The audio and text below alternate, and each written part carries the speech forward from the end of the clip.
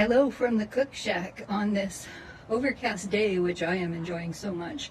Just here to tell you about my quick jam recipe, and we're going to jam together, and it won't be full of sugar like this delicious one, but I've provided you with a recipe that you can pull together quickly and for pennies on the surface. A cup of strawberries here, closer to 5 ounces.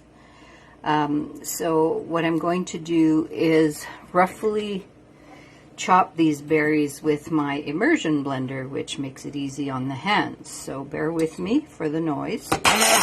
Whoops. The immersion blender didn't do such a good idea of cutting up my berries, so I'm just using a fork to mash them a little. I do want some structure to this jam, so I don't want it to be pureed.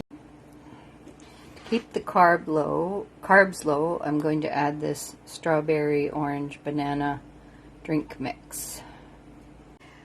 So I've added half a teaspoon of xanthan gum to the mix, and I've turned the heat on, so now I have to stir this in order for the xanthan gum to be absorbed. And I'm also going to put a tiny pinch of salt in here and let it come to a boil. My guys are approving of this jam. As you see, it's a nice texture. It made 1 cup, so it reduced by a little bit. And I did put a teaspoon of xanthan gum in it, and a little bit of lemon juice and some vanilla.